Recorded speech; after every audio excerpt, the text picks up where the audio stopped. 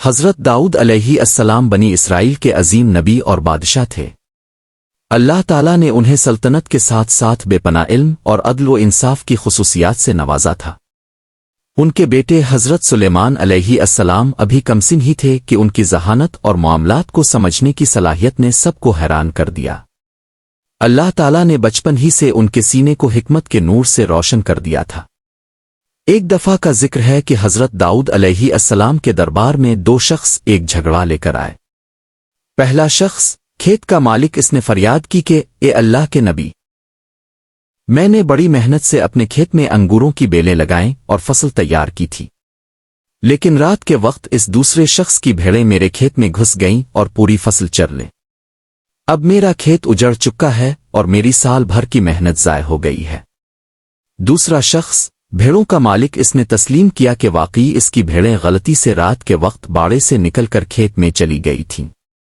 حضرت داؤد علیہ السلام نے دونوں فریقین کی بات سنی۔ جب نقصان کا تخمینہ لگایا گیا تو معلوم ہوا کہ انگور کی فصل کی قیمت تقریباً اتنی ہی تھی جتنی ان بھیڑوں کی مجموعی مالیت تھی۔ عدل کے تقاضوں کو پورا کرتے ہوئے حضرت داؤد علیہ السلام نے فیصلہ سنایا۔ چونکہ بھیڑوں نے کھیت کا اتنا ہی نقصان کیا ہے جتنی ان کی اپنی قیمت ہے، اس لیے یہ تمام بھیڑیں بطور ہرجانہ کھیت کے مالک کو دے دی جائیں۔ ظاہری طور پر یہ فیصلہ بالکل درست تھا کیونکہ نقصان کی تلافی ہو رہی تھی۔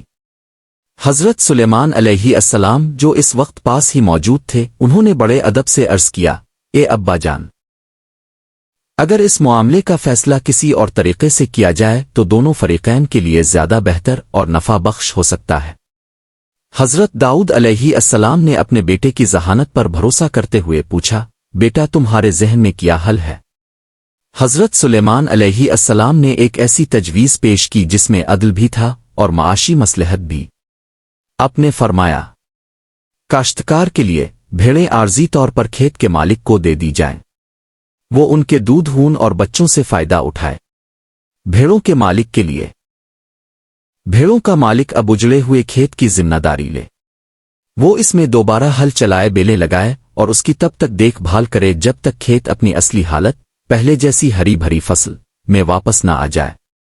جب کھیت دوبارہ تیار ہو جائے اور انگور کی فصل پک جائے تو کھیت کا مالک اپنا کھیت واپس لے لے اور بھیڑوں کا مالک اپنی بھیڑیں واپس لے لے۔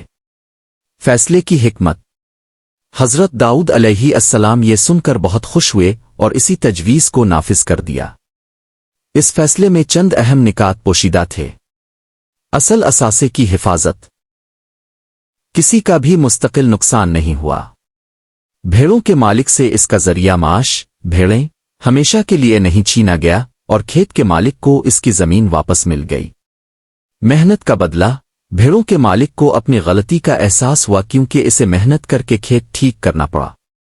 دوہرا فائدہ، کھیت کے مالک کو فصل کے انتظار کے دوران بھیڑوں سے نفع ملتا رہا۔ اللہ تعالیٰ نے قرآن مجید میں اس واقعے کا ذکر کرتے ہوئے حضرت سلیمان علیہ السلام کی اس فہم و فراست کی تعریف فرمائی ہے۔ ارشاد باری تعالیٰ ہے، پس ہم نے سلیمان کو اس فیصلے کی سمجھ عطا کر دی اور ہم نے دونوں ہی کو حکم اور علم عطا کیا۔